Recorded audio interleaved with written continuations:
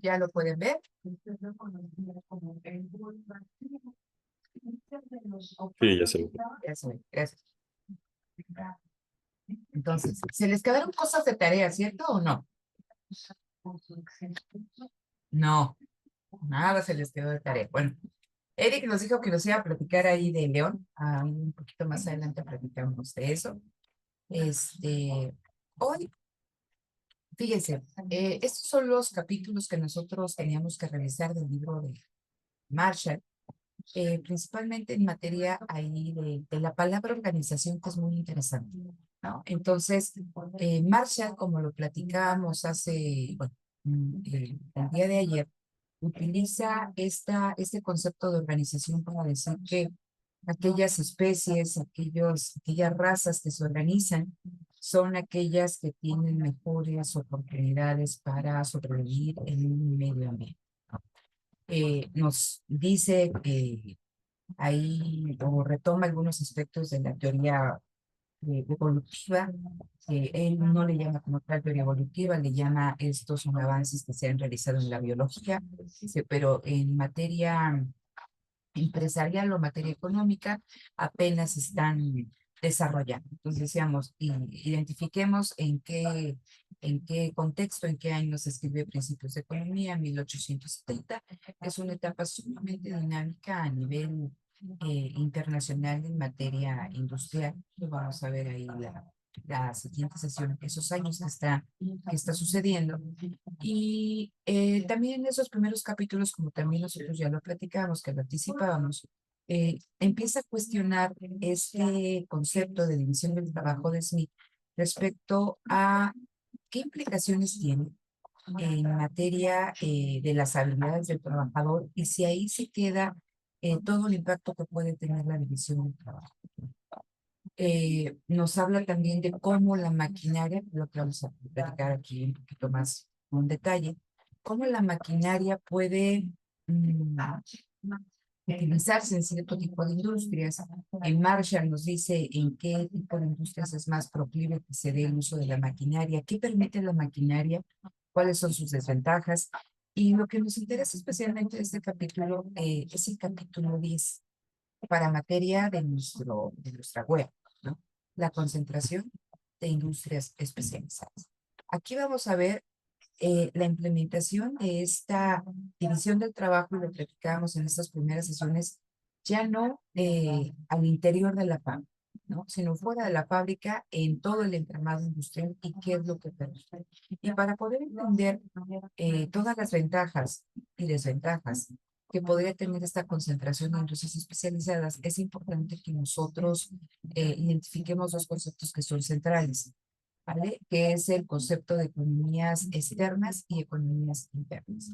Entonces, eso es lo que vamos a estar trabajando hoy. Esto ya lo platicamos ahí en las sesiones. No me voy a detener más allá. Simplemente aquí, fíjense, eh, él lo que estaba viendo, ¿vale? Él lo que estaba viendo en su época, estamos diciendo que ya es este tránsito al siglo XX, él veía que era una época donde los métodos industriales estaban cambiando con una rapidez extraordinaria.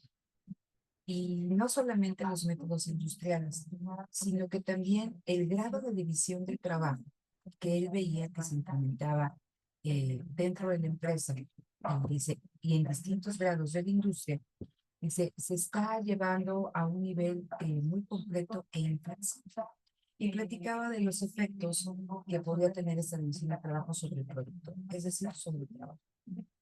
Entonces, ahí nos quedamos. ¿Por qué creo que dice Marshall que la práctica conduce a la perfección? ¿Qué piensas, Ana?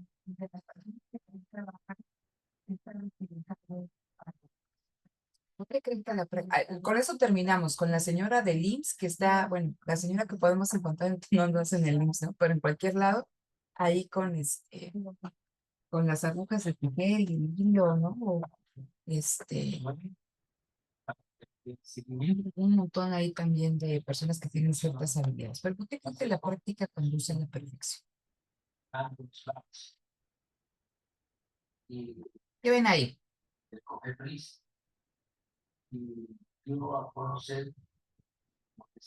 es lo que vemos? Allá hay un adolescente que está con una tabla, una patineta, ¿no?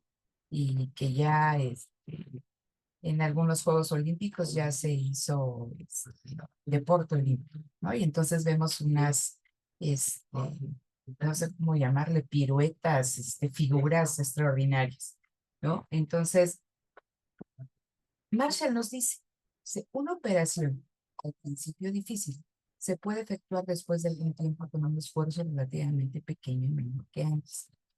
Cuando nosotros estamos iniciando en la práctica de cualquier operación, que puede ser desde escribir en una computadora, manejar, en el caso andar en bicicleta, andar en motocicleta, andar en patineta, correr, patinar, ¿no? En un primer momento, coordinar todas las partes que entran, o sea, es que no necesariamente estamos hablando de una cuestión meramente física, estamos hablando que para realizar una actividad en un principio desconocida y difícil es difícil porque tenemos que empezar a automatizar cierto tipo de movimientos, ciertos procesos cognitivos que nos exigen nuestra máxima atención. Dice, aquí Marshall, dice, pero a medida que pasa el tiempo y seguimos practicando y practicando esa actividad, dice, vamos adquiriendo comportamientos, conexiones cerebrales, conexiones físicas que hacen, dice, que hay un cambio o un crecimiento gradual de nuevos hábitos de acción automática o más o menos. Entonces, así como vemos a este muchachito que está ahí con la patineta, que se ve que puede tener un control ahí importante. Este control pues no era el mismo cuando empezó. Entonces, lo que decimos que la práctica lo que está haciendo es no solamente que te hagas hábil en el desarrollo de una actividad, sino que esa habilidad se vaya perfeccionando, porque es una actividad que repites, repites, repites de manera continua. Es decir, estamos hablando que en un primer momento estamos realizando una actividad totalmente desconocida para nosotros.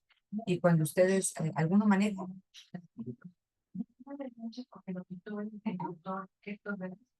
tú, Daniel, tú, Alan, más o menos. A ver, Daniel, abre el micrófono y cuéntame cuál ha sido tu experiencia con la conducción. Solamente cuando trabajo con mi abuelo, él normalmente nos lleva, pero cuando es de andar ahí mismo en el terreno, pues dice, no, pues vete por la camioneta, nos vamos para allá. Es nada más lo que hacemos. O sea, manejar así ya en calles, pues sí, no, como que sí me da miedito, Sí te da porque sí he miedito. visto de que se chocan mucho. Ahorita me gusta manejar, ahí te lo confesaré. Pero cuando empezaste a manejar, ¿qué te decían que tenías que hacer? Primero, encender el carro. Desde ahí, ver que tenga Sí, gasolina. que Ujú. tenga Luego, gasolina, que tenga batería, aceite, checar el agua antes de arrancarlo. Ya ajá, después de meter drive y ajá. despacito con el propio impulso del carro, y ya después, conforme ya vayas agarrando práctica, irle metiendo al acelerador, pero de a poquito. Y dicen, siéntate, también pon las manos que te lleguen aquí a las muñecas, ¿no? Ponte el Sí, cinturón, también. espejea, ve tal, los retrovisores, ¿sí o no? Sí, Entonces, sí, las sí. primeras veces que empezamos a manejar es casi como un ritual, ¿no? Llegas, te sientas, te pones el cinturón, arreglas los espejos, arreglas el retrovisor, ves la distancia de tus manos al volante y se supone que antes de subirte ya checaste todo eso y empiezas a conducir. Todas las personas hacen eso actualmente. ¿No? Te sube, vámonos, ¿no? Entonces, ¿por qué? Porque es una actividad que hacen de manera rutinaria. No estoy diciendo que sean perfectas manejando, porque no necesariamente hay, muchos son muy descuidados porque omiten cuestiones importantes en materia de conducción. Pero lo que dice aquí es que la práctica ahí en Rosita se permite a una persona resolver rápidamente sin un esfuerzo considerable antes que solo podía, o sea, actividades que solo podía hacer con esfuerzo, que es en tu caso. Entonces yo creo que a medida que tú practicas más, pues vas a ir ganando confianza y te va a dar, eh, te vas a sentir seguro para empezar a andar en alguna calle. Ya saliste a una calle una vez, pues después lo vuelvo a hacer y ya sin darte cuenta, pues vas a estar manejando, ¿no? Entonces vean, aquí es una pregunta importante y eso es lo que nos dice March. A ver, hay dos tipos de actividades. Actividades complejas y actividades que lo quieren poner entre comillas manuales, ¿no? Entonces dice, la división del trabajo, ¿qué es lo que consigue? Aumenta la práctica, aumenta la habilidad, las personas se especializan y al ser más hábil aumenta esta productividad del trabajo. Y entonces, entendida como esta eficiencia, dice, por medio de la división del trabajo, se puede conseguir una mayor eficiencia en aquellas ocupaciones en que existe mucha demanda de simples habilidades manuales. Quizá para ustedes dirán, ah, eso ya esto ya lo vi. Ayer estaba trabajando con sus compañeros de maestría de la maestría en economía. Ellos están eligiendo actualmente sus temas de investigación y una de sus compañeras está viendo el impacto de la inteligencia artificial sobre el trabajo en términos de dejar a personas sin empleo. Entonces ella me refería el uso de la automatización, bueno, más que nada de la inteligencia artificial, de la automatización y de la robótica en la minería. Y empezaba ella a revisar a Schumpeter. Le digo, fíjate que sí, tienes que revisar a Schumpeter, estás viendo innovaciones, pero cuando tú estás hablando de los efectos que puede tener una invención, un nuevo método productivo sobre el trabajo, tienes que regresar a Smith y a Marshall, porque es lo que me están diciendo, qué actividades son las que son más susceptibles para que se dé la división del trabajo. Y aquí nos dicen, ¿no? Principalmente la división del trabajo se va a dar en aquellas industrias donde existe una gran cantidad de trabajo manual. ¿Por qué? Porque en esta cuestión de la habilidad manual o mucho trabajo físico, dice, la subdivisión del trabajo se puede llevar a niveles extremos y las personas únicamente realizan una parte de este trabajo. Pero ¿qué pasa en aquellas categorías superiores de trabajo? Cuando estamos hablando de categorías superiores de trabajo, quizás estamos hablando de abogados, de médicos, donde es como que eso cerebral, el trabajo, el pensamiento, ¿no? Es diferente, ¿no? Dice, ahí es muy difícil llevar la especialización a un grado extremo y no siempre aumenta la eficiencia. Ustedes me dirían, oye, maestra, pero bueno, dentro de la medicina o con nosotros como economistas, pues hay economistas que se dedican a temas de trabajo, a temas de mercado laboral, a temas de derecho laboral, a temas de derecho internacional, a temas macroeconómicos, microeconómicos, mesoeconómicos, de redes, ¿no? Porque estamos hablando que nuestra disciplina es sumamente compleja y no puede ser todo lo te vas especializando en una rama, pero tienes que tener un conocimiento general, ¿no? De un montón de cosas, no solamente de economía, de política, de sociología, para poder explicar un fenómeno. Entonces, lo que estamos nosotros viendo aquí, lo que nos decía Marx, hay cierto tipo de actividades en las cuales es posible aplicar la división del trabajo y aumentar la eficiencia, pero no en todos los tipos de trabajo se puede dar esta división del trabajo, o al menos al grado extremo que se da en el, ¿vale? Y vean la última, el último párrafo, y eso es interesante, pero cuando la acción, ¿no? Cuando la actividad de una persona se ha reducido a una mera rutina, porque eso es lo que hace la división del trabajo. Lleva antes otro era un trabajo completo, el dominio de un proceso a una parte de ese proceso, pues se queda reducido a una mera rutina. Voy a trabajar un poquito con el concepto de rutina. Eso lo van a ver ustedes en teorías de la empresa. Aquellos que no están aquí en el caso de Rubén y de Daniel, que todavía no llevan teoría de la empresa, también es importante que lo vean. ¿Por qué son importantes? O sea, ¿qué entienden por rutina y por qué son importantes las rutinas?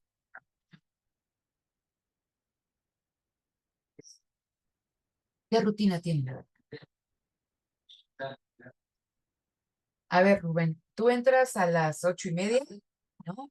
Sales desde San Pedro a las 7. Eh, 7. ¿A qué hora te levantas? O sea, debes de tener una rutina para poder salir a las 7 de tu casa y llegar a Eh, tiempo a la escuela. Platícame. pues la rutina en sí es una serie de acciones Ujú. a las que a veces inconscientemente tú ya estás acostumbrado a realizar. Ajá. Entonces, primero, pues ya simplificándolo en el sentido de mi vida cotidiana, pues me paro. Primero pongo una alarma una noche antes para despertarme. Ya la siguiente me duermo y ya la alarma es la que me despierta con el ruido.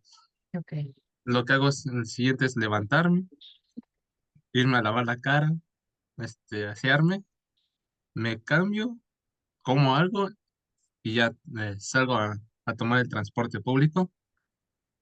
A veces me quedo dormido en el transporte, a veces no. Y de ahí es seguir el mismo camino. Me bajo del transporte y sigo el mismo camino hacia el Metrobús. Tomo el Metrobús y ya llego a la escuela, ok. simplificándolo. Simplificándolo. Entonces, gracias, Rubén. Rubén nos dijo cuestiones importantes. Una rutina es una serie de pasos. Y cuando estamos hablando de rutina, es que esos pasos se realizan ya sin pensar, de manera automática. Tú repites una rutina o esta serie de pasos, pues porque te dio un resultado satisfactorio. ¿Cuál es el resultado satisfactorio? Sales a tiempo de tu casa y llegas a tiempo a la escuela. Si no salieras a tiempo a tu casa, tendrías que modificar esa rutina. Entonces, más allá del ejemplo que agradezco aquí a Rubén, cuando estamos hablando de una rutina, la importancia de una rutina es que facilita o le quita complejidad, así lo pondría, le quita complejidad a la toma de decisiones. Entonces, bueno, Rubén Enrique Rubén, entonces no se despierta, desayuna primero, luego se asea, ¿no? O sea, sigue una serie de pasos, ¿vale? Entonces no está decidiendo en la mañana qué hace primero, qué hace después.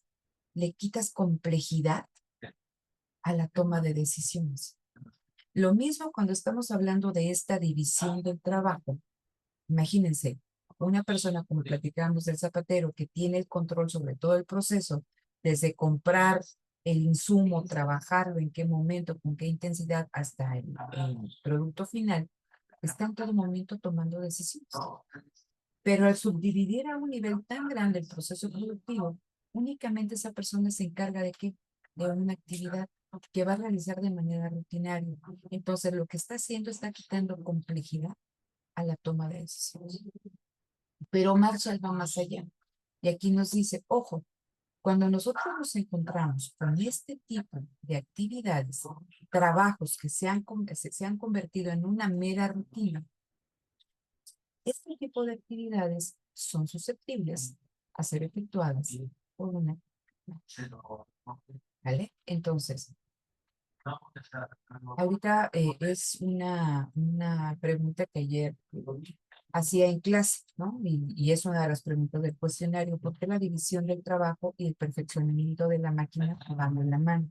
Entonces, a mí me gustaría que ustedes entendieran por qué empieza la máquina a sustituir trabajo rutinario en un determinado tipo de actividades. Entonces, yo puedo ser un zapatero que antes conocía todo y ahora únicamente me toca estar con un martillo, ¿vale? Poniendo los clavos en el taco. Pero, ¿qué pasa? Va a llegar la media hora a hacer lo que sea Daniel, ser muy fuerte, ¿no? Yo ya me cansé y ya no lo voy a hacer ¿qué? Con la misma intensidad, ¿no? No lo voy a hacer con el mismo ritmo. Es una actividad rutinaria, sí. No solamente es cansada físicamente, sino también intelectualmente, está todo el día pegándole al martillo. Entonces, surgen estas máquinas y tenemos estos brazos mecánicos que lo que hacen es que está ahí la tapa del tacón o el tacón y prácticamente de manera súper rápida le pone los clavos y otros. Entonces, ¿qué estás haciendo? ¿Vale? Estás o sea, si ya la división del trabajo eficientaba un proceso productivo, el uso de la máquina aumenta a niveles muy importantes esta cuestión de la productividad. Entonces, ¿qué posibilita en términos industriales el uso de la maquinaria? ¿Quién explica la primera? Dice, permite el empleo de obreros no especializados y también de mujeres y niños. Jimena, ¿me podrías explicar? Ah, ya ves, ¿para qué nos platicando ahí con alguien, Jimena? No, es que hay mucho ruido. Bueno, ya dejaron de hacer ruido. No alcancé a escuchar la última parte que dijo. Ok, estamos con la primera. Platicábamos de que en aquellas actividades que son manuales y muy rutinarias, son las que más posibilidades o es donde más cabe que se aplique maquinaria o herramientas especializadas también para realizar ese tipo de actividades. Pero en términos productivos, o sea, nosotros analizando a la empresa o en este caso a la empresa, ¿qué es lo que permite o posibilita el uso de la máquina?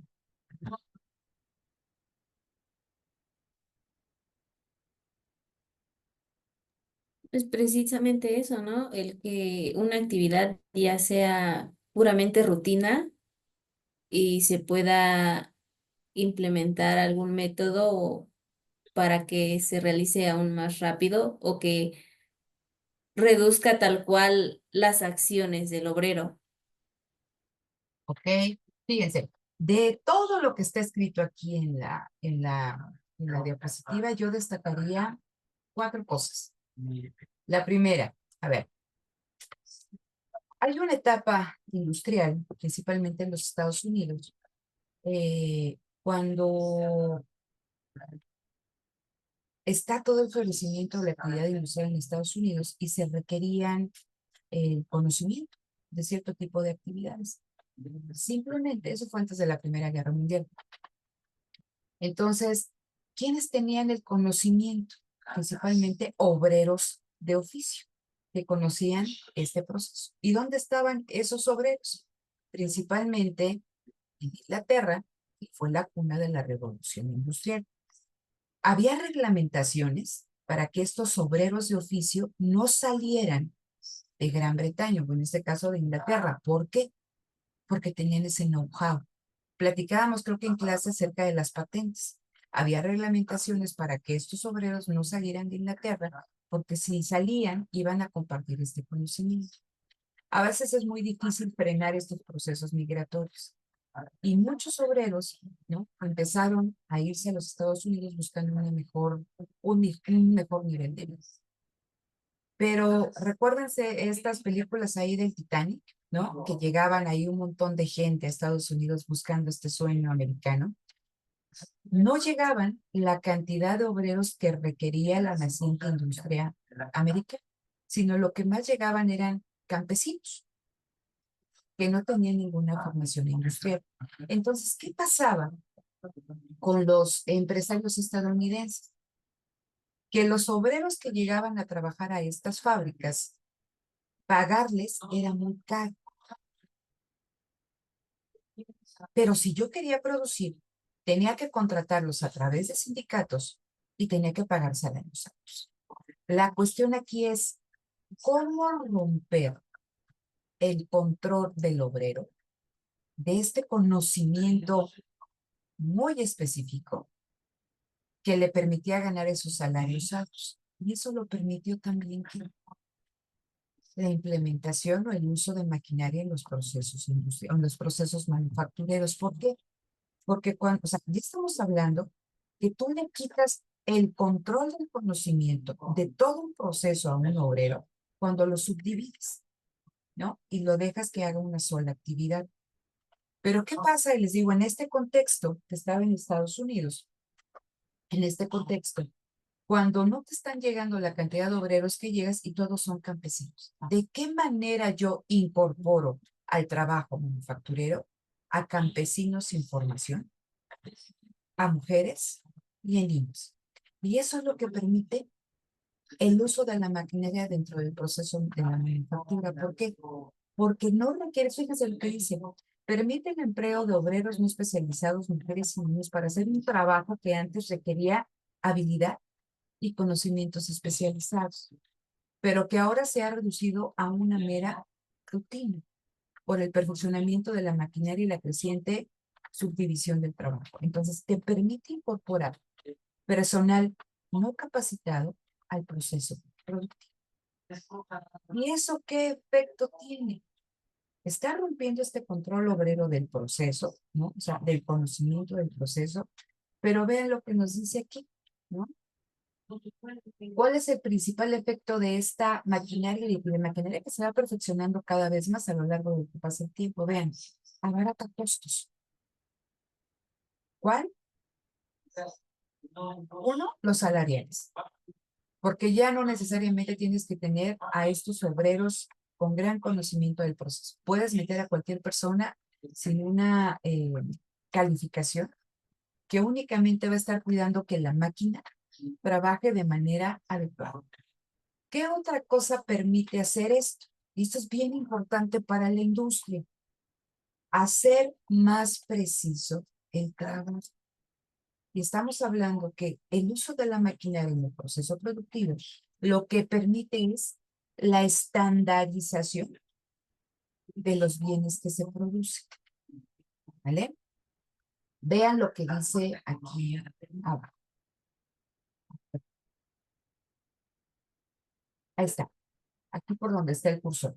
Dice, hay una tendencia a aumentar la escala de las manufacturas y hacerlas más complejas. Dice, y con ello aumentar las oportunidades para la división de trabajo de toda clase. Pero eso es lo que me interesa, dice. Solo después de una larga práctica y gran cuidado y trabajo, puede la mano, o sea, puede el obrero, hacer una pieza de metal que sea exactamente igual a otra, o que encaje perfectamente en ella. Y aún así, la exactitud no es perfecta. Lo platicábamos en clase. Cuando compramos algo que es artesanal, sabemos que una pieza no se va a parecer a la otra. Precisamente ¿por qué? Porque es artesanal. ¿Qué permite en esta producción que va tomando tintes de gran escala, una producción cada vez mayor?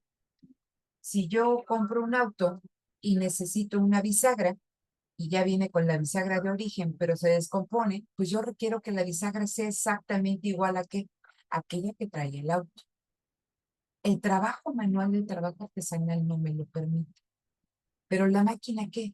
La máquina puede hacer, dice, una buena máquina puede hacer esta estandarización de las piezas con mayor facilidad y con mayor perfección. Entonces, aquí es algo que vamos a ver un poquito más adelante. Nos habla de toda esta cuestión de la estandarización y de las piezas intercambiables, que era un requisito muy importante en este proceso industrial y que se pudo hacer gracias al uso de la maquinaria.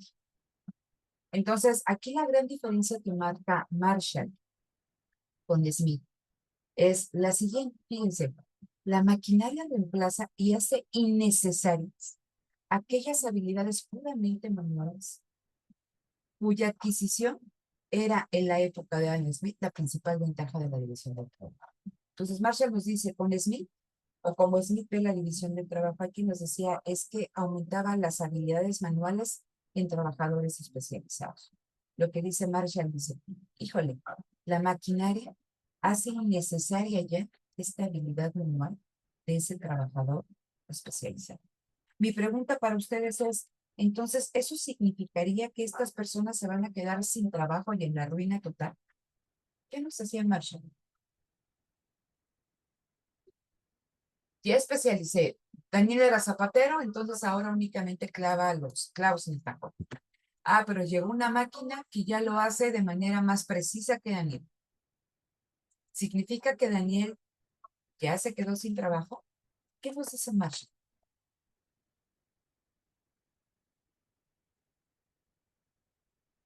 Bien. Dice que un hombre se quede sin trabajo en una de las subdivisiones podría, no es problema. ¿Por qué? Porque podría pasar a otra sin gran pérdida de eficiencia. Lo que dice el autor es lo siguiente. Dice, a ver, Sí, puede ser que Daniel pierda su trabajo en la industria zapatera o en esa fábrica, pero dado que esta es una actividad que se está diseminando al interior de la industria, dice Daniel, puede encontrar trabajo en otro sector, en otra subdivisión. ¿Por qué? Porque dice, el trabajo manual, ¿no? El trabajo sin formación, el trabajador únicamente se dedica a ver que la máquina funcione correctamente. Entonces, una persona puede pasar de fabricar zapatos a fabricar relojes, a fabricar telas. ¿Por qué? Porque tiene que hacer exactamente lo mismo en cada una de estas actividades. Identificar que el proceso fluye de manera adecuada y que la máquina, ¿no?, esté haciendo lo que tiene que hacer. ¿Sí me explicó? Entonces, ahí en verde dice, el hombre solo tiene la responsabilidad de ver que la máquina esté en buen orden y trabaje con suavidad. ¿Qué significa que trabaje con suavidad? ¿No? Que no se detenga, que no se atore algún insumo, ¿no? Dice que todo trabaje correctamente. Dice, pero a veces hasta esta tarea es más fácil cuando se introduce un sistema automático que para la actividad, que para la actividad cuando algo marcha mal. En la industria textil, lo que hacían es que ponían sistemas que si la máquina empezaba a tener problemas con el hilo, inmediatamente se paraba. Entonces dicen, pues es que hasta es más rápido, o sea, es más fácil para ese trabajador. Pero lo que nos dicen, ¿no? O sea, vean cómo trabajos eminentemente manuales que requieren habilidad manual son sustituidos por la máquina y entonces el trabajador únicamente se tiene que dedicar a ver que la máquina esté funcionando correctamente. Las industrias en que el trabajo está más subdividido son aquellas en que el principal esfuerzo muscular es reemplazado por la maquinaria y queda disminuido con ello el trabajo manual, ¿no?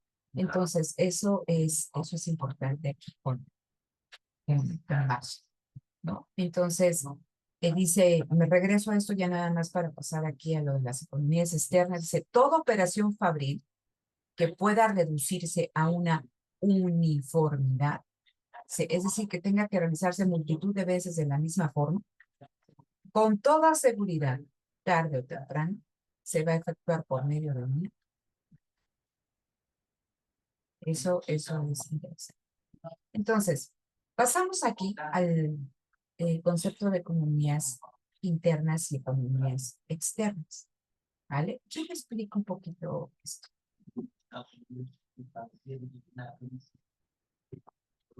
Nosotros vimos aquí hace un momento esta cuestión de la división del trabajo, cómo la división del trabajo se va acompañando. Precisamente por eso último que les acabo de ver, se acompaña siempre con esta, la implementación del perfeccionamiento de la maquinaria, ¿no? ¿Cuáles son las ventajas de la maquinaria en este caso, ¿no? Que nos permite que abarata costos, que aumenta la producción, que permite la estandarización en las piezas, ¿no? Que hace más justo también en cuestión de desperdicios, por lo que les acabo de explicar que a veces hay máquinas automáticas que se paran, ¿no? Entonces, todas estas ventajas y que aquí el trabajador, como lo veían ustedes en sus clases de acumulación, no, pues únicamente es un apéndice de la máquina, no se tiene que encargar de ver que esta funcione correctamente, nada más. Entonces, se puede pasar de una actividad a otra porque no se le va a requerir otra cosa. Entonces, aquí nos dice Marshall en el tercer cuadrito que está aquí en azul, ¿vale? Dice, bueno, ¿y cuándo es viable? A eso se refiere con esta cuestión de la economía de la maquinaria. ¿Cuándo es viable emplear una máquina? Dice, siempre que haya trabajadores que se pueden, bueno, ahí nos decía, siempre que la máquina sea eficiente, siempre que la máquina sea eficiente, dice, y que encuentre trabajo suficiente para mantener una y otra empleada. Esto es bien importante para lo que vamos a ver. Okay. Entonces dice, ¿cuándo voy a utilizar una máquina? Recuerden que si ya la división del trabajo aumentaba la productividad del trabajo, con el uso de la máquina, esta productividad aumenta mucho más. Significa que paso de producir 10 zapatos a 1000. ¿Vale? Aumenta mi producción. Al mismo tiempo, bajan los costos. Yo invierto más, pero los costos son, o sea, no es lo mismo pagar a un trabajador que comprar una maquinaria, pero los costos unitarios por cada par de zapatos bajan. Pero entonces me dice, ¿no? Ahorita vamos a ver, produce. Tenemos que ver cómo se vende esa producción. Es una de las cuestiones con las que cierra Marcha, ¿no? Entonces dice, ¿cuándo voy a emplear una maquinaria? Cuando yo la puedo usar de un modo eficiente. Pero vean lo siguiente, dice, cuando encuentre trabajo suficiente para mantener a una y otra. Un proceso productivo, como lo hemos comentado ahí en las sesiones presenciales, debe trabajar con un relojito. Es decir, tener o sea, un ingreso constante en términos de calidad, de tiempo, de cantidad, de los insumos que yo requiero para producir. Que el proceso productivo dentro de la empresa se realice sin contratiempos y que ya que tengo la producción, llegue sin contratiempos a la siguiente fase de su colocación en los mercados, ¿no? Y eso tiene que ser, ¿no? Es un ciclo que se tiene que dar de manera suave, de manera fluida. Lo que nos dice aquí Marshall es lo siguiente. Si yo voy a utilizar maquinaria especializada, debo asegurarme de contar con un flujo constante de trabajadores, de mano de obra, con ciertas cualificaciones que en este caso, en este contexto que lo veía, pues no son las más complejas, pero dice, debo de asegurarme que tengo un flujo constante de trabajadores. ¿Vale? Entonces, cuando vemos la economía de la maquinaria, dice que siempre haya trabajadores que se puedan emplear en él. ¿Sí queda claro esta cuestión? ¿Sí? Ok, entonces, esto lo vamos a retomar un poquito más adelante. Regresamos al concepto de organización. Entonces, decíamos que aquellos organismos, que aquellas razas que se organizan mejor para enfrentar las condicionantes que les impone el medio ambiente son las que sobreviven. Marshall retoma este concepto evolutivo y lo lleva al ámbito empresarial y dice, a ver, dentro de la dirección de las empresas, establece esta pregunta, ¿por qué algunas formas de dirección son más adecuadas para aprovechar y beneficiarse de su medio ambiente? Si ustedes recuerdan, decíamos aquí con Marshall, vamos a ver la importancia de la industria. Esta organización que te permite, lo veíamos, creo que fue ayer, cuando veíamos lo de las ventajas comparativas, competitivas, ¿no? ¿De qué manera cierto tipo de organización empresarial o qué tipo de organización empresarial es más factible o es más proclive a poder aprovechar las ventajas que existen en el medio ambiente y beneficiarse de ellas? ¿Y cuál es el objetivo? Sobrevivir, prevalecer sobre las demás, permanecer en este mercado. Y entonces, Marshall responde, dice, aquí se pueden introducir dos términos técnicos respecto a esto. Vamos a encontrar dos formas de dirección. ¿Dirigir qué? Y lo platicábamos ahí también en clase. Dirigir el proceso productivo. ¿Vale? Entonces, va a haber dos formas de dirección del proceso productivo. Dice, uno de estos es las economías externas y otras son las economías internas. ¿Qué son las economías internas? Dice, son aquellas que dependen de los recursos de las empresas, de cómo se organizan las empresas y de la eficiencia de su dirección. ¿Vale?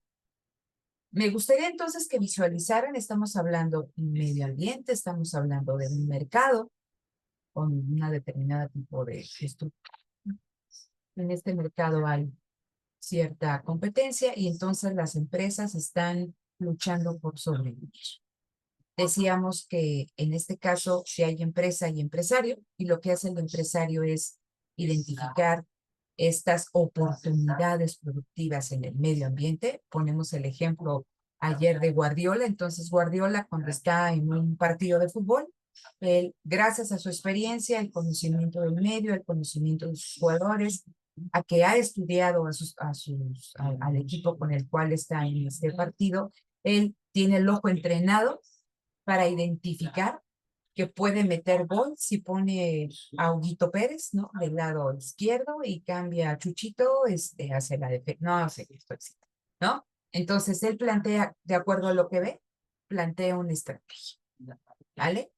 Y entonces esa estrategia le puede funcionar o no, porque puede ser que sí sea realmente lo que él leyó o que se equivocó. Entonces puede empatar, ganar o perder. ¿Vale? Entonces, cuando estamos hablando aquí de economías internas, en este caso, el empresario también va a hacer todo lo posible por ganar. ¿Y qué significa ganar? Lograr vender sus productos en un mercado, que estos productos sean requeridos por ese mercado, que de la venta pueda obtener un nivel de rentabilidad suficiente que le permita permanecer a lo largo del tiempo en ese mercado competitivo, y si es posible, no solamente permanecer, sino ir creciendo, ¿vale? Entonces, y para ello, el empresario va a plantear diferentes estrategias que van a depender, dice aquí Marshall, de los recursos con los que cuente la empresa, que son monetarios, ¿no? Físicos, humanos, ¿no?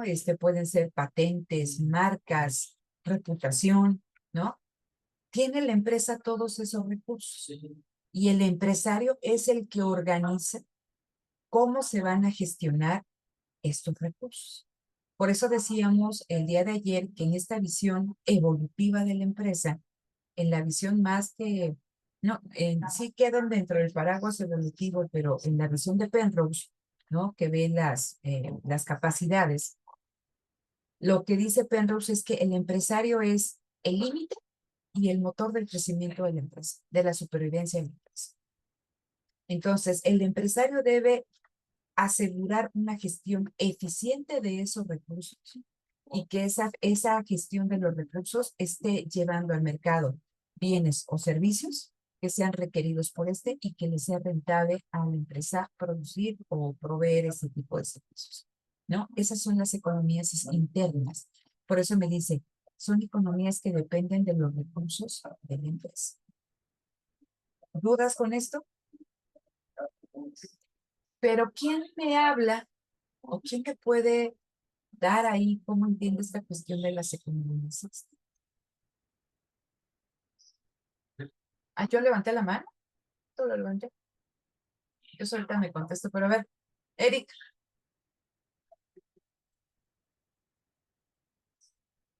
Platícame, ¿cómo entiendes las economías externas?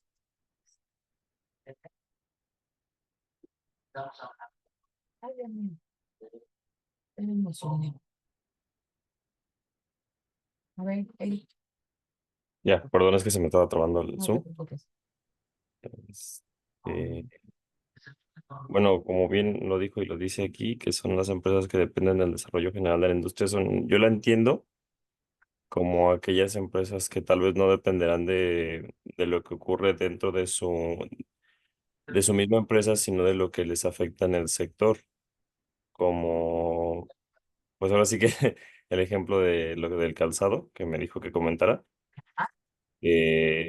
Tal vez a una a las empresas que pertenecen dentro de ese sector no les afecta, o sea, no se está refiriendo tanto a lo que les afecta en lo que ocurre de las decisiones que toma el empresario, sino lo que les está afectando externamente, como son lo de las importaciones de China, el calzado de China.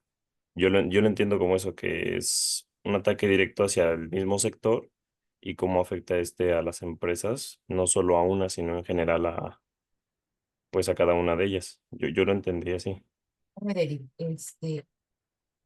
platícanos ahí de León, ¿no? ¿Cómo es León en términos de, de la dinámica que tú ves, ¿no? Hay muchas empresas, las empresas, bueno, todos sabemos que León es una ciudad industrial en Guanajuato. Obviamente hay muchas empresas. Una de sus principales industrias en sí, o sea, industrias es el calzado, ¿no? Pero platícame de cuando ves, ¿no? Si tú que ya conoces más o menos bien ahí, son empresas grandes, son empresas pequeñas, ves a gente sin trabajo, hay personas con trabajo, ¿qué otro tipo de empresas hay? Platícanos. Bueno, principalmente lo que yo noto sí es eso, que son demasiadas empresas, sí, la mayoría son grandes. De hecho, son como las tipo de empresas que he visto son las de productos comunes que somos aquí, no solo del calzado, sino como por ejemplo de Nivea. He visto algunas de cosas de higiene que se van viendo aquí en la ciudad. Son como las que lo fabrican allá y lo traen hacia la ciudad o hacia otras partes del estado. Y de hecho, sí, el país, bueno, el estado, perdón, no es como aquí en la Ciudad de México que uno puede, sí tienen transporte, pero no es como que uno pues ve y ve a las personas en la calle y eso. De hecho, pareciera un estado de estos que están diseñados más para andar en automóviles. La verdad, uno se tiene que mover más porque, como lo menciona, la mayoría de lo que se ve son industrias. Realmente no es como para que uno pueda andar por ahí, a excepción del centro. Y creo que ya, bueno, y Poliforum, que es precisamente donde ponen ferias y todo esto para llamar al público, porque también es eso que lo que tienen, tal vez no tendrán mucha atracción, desde mi punto de vista, claro. Más, pero en Poliforum, que es donde ponen ciertas ferias o así para apoyarse ellos a la industria, como es lo del calzado, la ven en otros, me han comentado que venden también de ropa y todo eso, porque pues bueno, ellos fabrican la de la piel. Entonces es donde se pone. Bueno, es lo que ellos tienen más que tener como lugares o centros, como aquí lo tenemos en la ciudad para salir y estar con los amigos, y eso están más dedicados como para el trabajo. Y sí, también hay grandes empresas como de automóviles por ahí por el Estadio de León. Yo fácil he contado como 4 o 5, o sea, no son, tal vez no son muchas, pero se ven como todas juntas, que es más o menos lo que estamos viendo como en economía espacial, que es lo que nos comentó, que luego son las empresas se empiezan a juntar en un solo punto. Y bueno, eso, la verdad apenas como lo estamos viendo no podemos hablar mucho de eso, pero es más o menos lo que yo sí noto. Ok. Y sí, respecto a lo del calzado, sí es verdad. Bueno, yo platicando con personas de ahí y escuchando conversaciones, sí, es verdad que muchas familias dependen de eso y se les ha pegado demasiado que haya tenido que haber bajas y por tal motivo o algunas han cerrado y se han quedado sin empleo o también otras han tenido que pues innovar y tener que hacer tenis o otro tipo de productos. Como lo comentó ayer que nos dijo que bueno, ya hoy en día se usan tenis, ellos han querido adaptarse, pero pues no les, también han tenido efectos graves lo de las compras en China, compras en línea principalmente de productos más baratos en China y como no les ponen. Bueno, ese es otro tema. Ok. En términos de calzado, Eric, ¿tú identificas algunas empresas grandes? O sea, no sé, aquí cerca de la UAM tenemos, ¿cómo se llama esta empresa grandota? Que no sé si fabrica o nada más compre, es esta Andrea, está ahí, ¿no? Que está por donde está Bimbo atrás de la UAM, pero ¿identificas alguna empresa ahí en León grandota? Mm, Hay una que no he visto afuera, pero sí he visto ahí en León, que se llama Tres Hermanos, creo. Ujú. Está en todo León. En cualquier parte siempre hay o anuncios o hay como, cuando tienen establecimientos o empresas que ponen, de hecho en los outlets siempre hay una de ellos. Siento que es la más grande. Es la más grande. Ok. Ajá, Bueno, muchas gracias, Eric. sí. Entonces, fíjense, queda claro el primer concepto de economías internas, ¿sí? Todos sí entendemos que es una economía interna, o sea, aquí con las economías internas, eh, muchas empresas pueden aumentar la escala de sus operaciones a través de inversiones en capital físico, en capital humano, en trabajadores, que les permite aumentar la escala operativa de la empresa. Y también como lo planteamos en las primeras sesiones, cuando una empresa empieza a dejar de comprar en el mercado lo que antes compraba y lo empieza a producir, la empresa crece. Entonces, aumenta también su escala operativa. Entonces, muchas veces cuando nosotros vemos economías internas, vemos que, o sea, la economía, la empresa por sí misma cuenta con ciertos tipos de recursos que le permiten plantear estrategias, pero a veces no son suficientes. O sea, hay un montón de empresas grandotas, ¿no? Que van internalizando procesos. Les ponía yo el ejemplo de Ford, con este 70% de productos, de insumos que llegó a producir para fabricar un auto y que únicamente compraba el 30%. Entonces, prácticamente el factor dependía de sus recursos. Cualquier empresa también de mucho menor tamaño que Ford depende de nuestros recursos. Pero, ¿qué pasa? Piensen con las empresas pequeñas, con las empresas medianas, que sus recursos financieros, humanos, físicos, son limitados y que no pueden competir con las empresas más grandes. Ponemos un ejemplo. Entonces, una purificadora de agua, ¿no? De una colonia cualquiera, pues no le puede competir en términos de la logística, de la tecnología, de los puntos de venta que pueda tener Coca-Cola, que puede tener Pepsi, ¿no? Y entonces su rango es mucho más limitado de ventas, se enfrenta a problemáticas más fuertes y tiene que mantener precios competitivos para que le compren a ella y que no le compren agua a cualquiera de estas dos grandes representantes. Entonces, el resultado común es que este tipo de empresas pymes duran muy poquito tiempo en el mercado porque ante un problema, fíjense, como el COVID o un problema en términos de que se encarezcan cierto tipo de insumos, pues las empresas entran en crisis y desaparecen, ¿no? Entonces, cuando estamos hablando de estas economías externas, son ganancias que pueden tener las empresas que no dependen necesariamente de los recursos internos con los que cuentan, sino del desenvolvimiento del, de la industria, del sector en el que ellos participan. Y entonces aquí podemos ver el caso del calzado, quizá el caso de la industria textil, que era muy importante en estados como Hidalgo, como Tlaxcala, que también la industria textil prácticamente terminó por estas cuestiones de las importaciones chinas. Entonces, vamos a ver de qué manera las empresas se pueden beneficiar de economías, ¿no? Externas, es decir, de recursos que quedan fuera de la empresa, de dinámicas que les son favorables, ¿no? Entonces,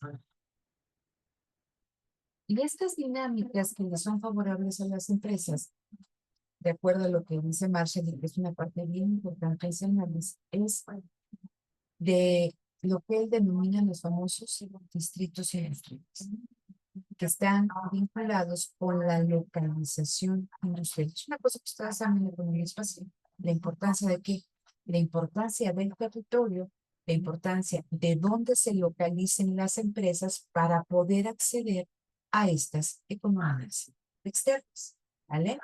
Entonces, este es el nombre ahí, creo que del capítulo de Marshall, que dice organización industrial, la concentración de las industrias especializadas en localidades particulares. Aquí, en el caso que nos platica Eric, estamos hablando que León, ¿no? Ahora, por lo que él nos comenta, no solamente tiene una presencia importante de la industria del calzado, no sé aquí ya qué tan importante sea en términos de participación al PIB, eso lo vamos a hacer en un ejercicio más adelante, participación al PIB estatal, pero nos hablaba de que ya han llegado empresas ahí a León del sector farmacéutico, si lo quieres ver, o esta cuestión del cuidado corporal, químico, ¿no? Del sector automotriz, ¿no? Entonces, ¿cómo se va haciendo denso ese entramado industrial, ese sector industrial? Pero León, pues prácticamente es conocido a nivel nacional como un municipio, ¿no? Que se encargaba de toda esta cuestión de la fabricación de calzado. Entonces, es una industria especializada, ¿ok? En el calzado. Y que se va a localizar a un territorio en particular. Entonces, dice aquí, vean, dice Marshall, en las primeras etapas de la civilización, Cada lugar dependía de sus propios recursos para la mayoría de los artículos que consumía, a no ser que tuviera facilidades especiales para el transporte de agua. Lo comentábamos en un primer momento que lo decía Smith, ¿no? ¿Dónde se da el mayor intercambio comercial? Dice, no es al interior de los países o de los territorios, sino él también lo veía con este transporte marítimo, ¿no? Dice, incluso en etapas primitivas de la civilización, la producción de algunos brillantes y costosos artículos ha estado localizada. Si bien recuerda, Rubén, platicábamos de esto con las cuestiones que toda la seda, las especias se traían de China, ¿no? Lo que él también comentaba en el caso de Inglaterra, ahí Marshall nos da, dice, bueno, los cuchillos se fabrican en tal lugar porque en ese lugar existe un mineral que permite la dureza y la calidad del corte. En otro lugar, ¿no? Era famoso por sus ollas. En otro lugar era famoso por la tela, ¿no? Entonces, ¿qué nos está diciendo?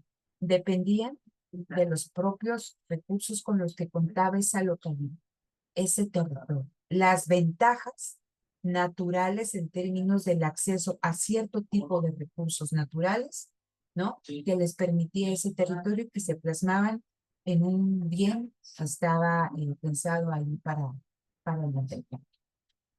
Y Marshall empieza a hacer, a ver, ¿cuáles son los determinantes? ¿Cuáles pueden ser los factores que llevan a que una industria se localice en un territorio específico? Dice, primero, condiciones físicas. Lo veíamos nosotros en clase. ¿Por qué pueden venir las empresas a México? Pues primero tenemos una condición física importantísima, ¿no? La frontera norte con los Estados Unidos, uno de los principales mercados del mundo. Aquí está lo que nos dice Marshall.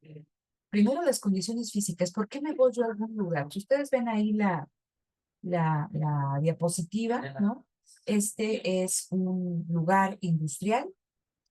Vean, hay un montón de empresas y tienen salida aquí a no sé si es salida a un mar o es salida a un lago, es salida a un río navegable, pero están aquí, ¿no? Aquí están todas las empresas, ¿no?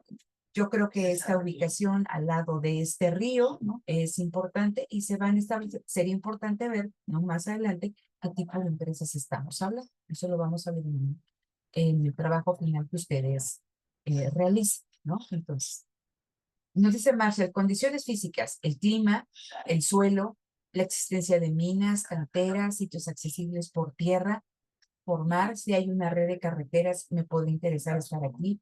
Si yo puedo salir de aquí y llegar al Océano Pacífico, al Atlántico, pues también es importante. ¿Qué tal si ese es el canal de Panamá, ¿no? Entonces, o ahora lo que se quiere hacer el corredor transísmico, ¿no? Entonces, las condiciones físicas, las condiciones de infraestructura son importantes. ¿Qué otra cosa haría que alguien se fuera, no que alguien, que una empresa se fuera a localizar a un determinado lugar? Aquí Marshall ponía un ejemplo, ¿no? Ahí de el medievo.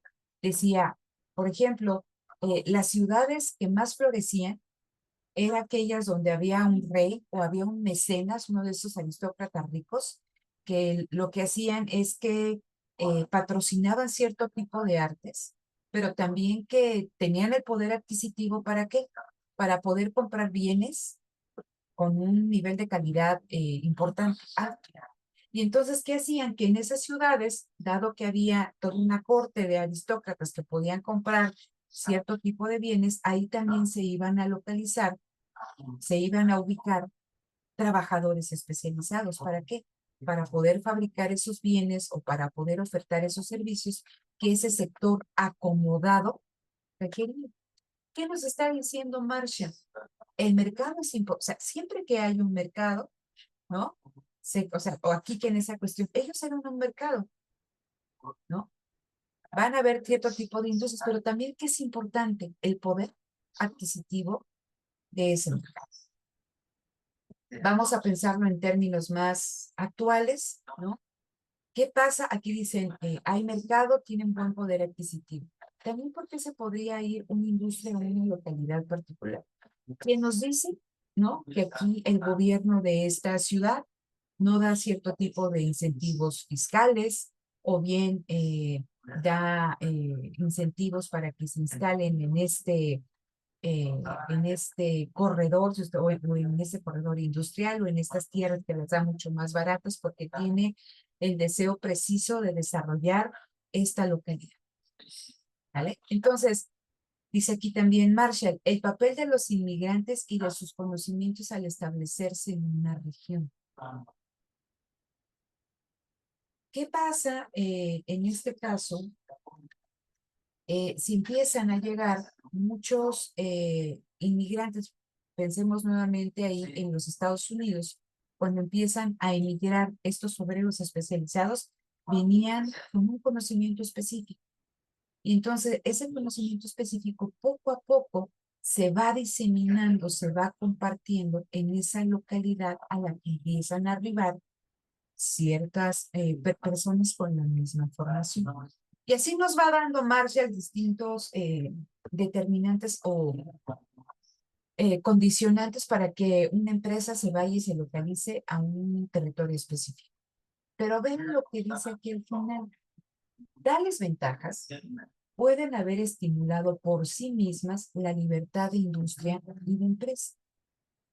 Pero es la existencia de empresas, sea cual sea el medio que las haya promovido, lo que ha constituido la condición suprema del crecimiento de las empresas.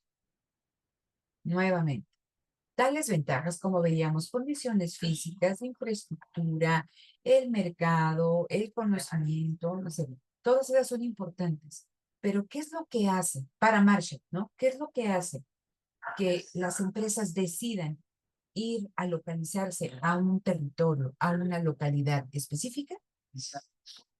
Dice que hay empresas. O sea, la existencia de empresas, ¿sí? Sea cual sea el medio que haya hecho que estén aquí, actúa como una condición atractora para atraer más empresas y que se dé el crecimiento de las artes. ¿Qué significa el crecimiento de las artes o cómo lo interpreta Marshall? Para que se den condiciones que generen innovación. Entonces,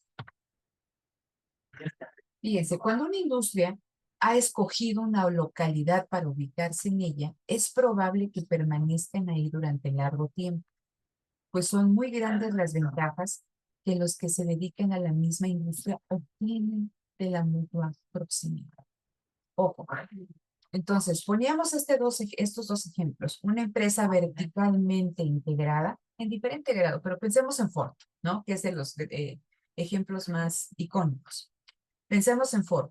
Entonces, con Ford, en lugar de integrar, o sea, es una empresa especializada, híjole, quizás es una empresa desespecializada en el sentido de que ella tendría que estar armando autos, pero fabrica el motor, fabrica la pintura, fabrica la transmisión, fabrica faros, ¿no? Incursiona en una serie de actividades que antes adquiría con otras empresas especializadas en el mercado. Pero al decidir por las cuestiones que haya considerado Ford, decíamos, precio, el tiempo en que le entregan, la cantidad, la calidad, las características, decidió ya no adquirirlo con un proveedor especializado y ahora empezar a fabricarlo a él. Decíamos, la empresa internaliza actividades y se aleja de mercado. Y entonces, mayoritariamente, las estrategias que implemente la empresa, el tipo de tecnología que va a tener, o sea, era una empresa monstruosa, ¿no? Imagínense, tenía inversiones en capital físico impresionantes, estas grandes empresas. Es lo mismo que les decía, les pueden competir con todo el capital físico, con las instalaciones, con el recurso a PepsiCo o a FEMSA, a Coca-Cola, perdón. Ahí la purificadora de cerca de la casa, no, está en total desventaja. Entonces, estas economías, o sea, estas empresas grandotas pueden plantear estrategias distintas, pueden innovar porque tienen el recurso. No así las empresas pequeñas y medianas. Pero ¿qué dice Marshall? Las empresas, así sean grandes o pequeñas, pero ¿quiénes obtienen mejores condiciones de estar en una localidad en específico. Dice, empresas especializadas y muchas de estas empresas pequeñas que pueden hacerse, fíjense, de conocimientos que si estuvieran alejadas, si estuvieran en una localidad alejada, no podrían conocer. Pueden, pueden tener acceso a mano de obra especializada que si estuvieran en un lugar alejado y solitario no podrían tener. Vean lo que dice Marshall en este párrafo, en el segundo, dice, los misterios de la industria pierden su carácter cuando las empresas se localizan en una comunidad, cuando están en un territorio específico. Dice, todos estos conocimientos están en el aire, dice, y se aprende de ellos de una forma inconsciente. El buen trabajo es apreciado como se merece. Los inventos, los perfeccionamientos en maquinaria, en los procesos de fabricación, en cómo se organizan los negocios, se estudian pronto para dilucidar sus méritos o inconvenientes. Nuevas ideas son adaptadas por los demás y combinadas con sus propias sugerencias, convirtiéndose en nuevas ideas. ¿Qué nos está diciendo Marshall aquí? Entonces, esto que estamos hablando, estas son economías externas. Aquí lo que ponemos. Economías externas son aquellas que dependen del desarrollo de la industria. Entonces, pensemos en León, Guanajuato, en las primeras etapas donde era una ciudad boyante en términos de la producción de calzado. Ahí había empresas grandes, sí, pero también había empresas pequeñas. ¿Y qué nos dice Marshall? ¿Cuáles eran los beneficios para estas empresas pequeñas de estar localizadas en un lugar? Que todas estas técnicas productivas, de una manera, para fabricar calzado, de una manera u otra, de manera natural, dice, se van a conocer tarde o temprano. ¿Por qué? Porque Eric trabajaba, imagínense, en zapatos Blasito, ¿no? Que fue una marca que quizás ustedes usaron de pequeños, una marca nacional, ¿no? Entonces trabajaba ahí en Blasito Eric y de repente, bueno, por razones desconocidas, ¿no? Sale de Blasito y entra a trabajar a una empresa más pequeña, pero trae que ese know-how de saber trabajar de acuerdo a como lo hacía una empresa grande, o tiene cierto expertise o ciertos conocimientos que se van a implementar en donde, en la empresa más chiquita. Yo esa empresa chiquita veo qué tipo de zapatos está haciendo Blasito, digo, ¿lo puedo hacer yo? ¿Cómo lo haría? Entonces, por eso nos dice, esa es una externa, es un beneficio que tiene, una externalidad es un beneficio que obtiene de la empresa, no de los recursos internos con los que cuenta, sino son beneficios que obtiene por estar cerca de empresas especializadas de su ramo en este sentido. Dice, a ver, se crecía industrial o conocimientos acerca de estilos de fabricación de cierto calzado, de cierto tipo de calzado que se piensa se va a poner de moda. Se está perfeccionando maquinaria, ¿no? ¿Cómo se están organizándose? Es más fácil que la empresa tenga acceso a este tipo de conocimiento al estar cerca de estas empresas, estar lejano. Esa es una externalidad que va del desarrollo de la industria. Al estar ahí, hay una gran cantidad de mano de obra especializada que va buscando trabajo. No es como de que tú te pongas y digas, híjole, necesito mano de obra de este tipo y no llega. Tú imagínense como este centro, que es lo que vamos a ver con François Pegó, estos polos de desarrollo, atractores y expulsores. Esta localización de empresas actúa como un atractor de mano de obra especializada. No te me duermas, Rubén. Entonces, ¿qué pasa? Ahí hay un montón de empresas que producen calzado. Entonces, ¿quiénes les interesará venderles los insumos? Las empresas que se dedican a toda esta cuestión de la piel y el cuero. Y se va a constituir toda, lo que dice también aquí Marshall, actividades subsidiarias. ¿A qué? A este sector principal, que es el sector zapatero. Entonces va a haber una industria química naciente. ¿Para qué? Para toda esta cuestión de los pegamentos, para el tratamiento de la piel.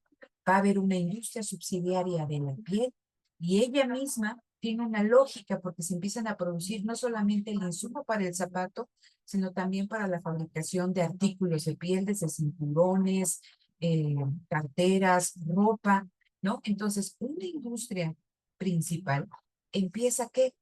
A generar una serie de actividades subsidiarias necesarias para el funcionamiento de su actividad. Y para Marshall dice, esto es posible solamente porque, o sea, ¿qué lo posibilita? La cercanía de empresas en una localidad. ¿Vale? Entonces, aquí hay una cuestión importante. El uso de la maquinaria. Que una empresa pequeña pueda utilizar cierto tipo de maquinaria es costoso. Una empresa, y ahí les pongo un ejemplo personal. Ay, que van a ser unos 51. Les pongo este ejemplo y con eso terminamos. Pero, a ver, antes para que se me acabe el tiempo. Fíjense, aquí les voy a compartir. Aquí. Ay, déjenme. Necesito que vean esto.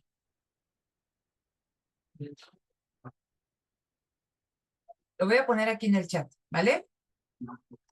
Cópienlo. ¿Ya? Bueno, quítenle el puntito del H que lleva antes del HTTP. ¿Vale? Entonces, ahí, véanlo, por favor, vamos a publicar esto.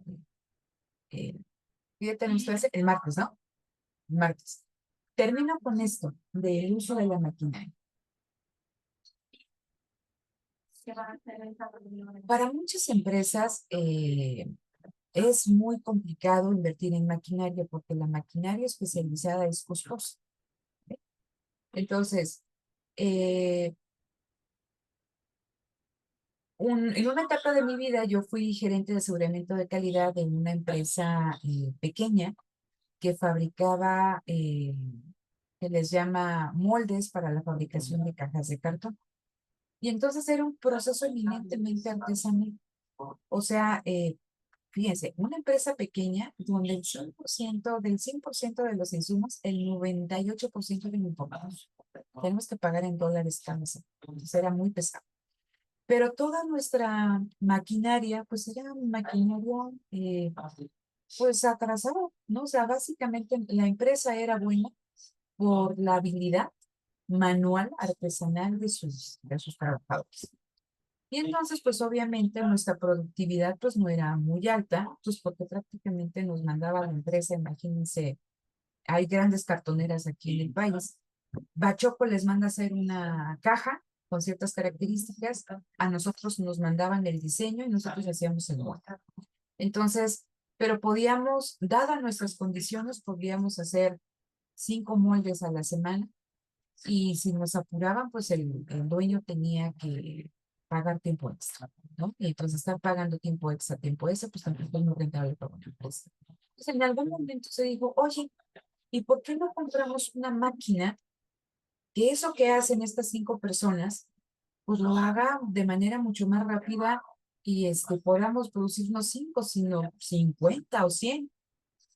¿Y cuál creen que fue la cuestión por la que no compramos la máquina? Teníamos el dinero. Era una inversión importante, sí. ¿Por qué creen?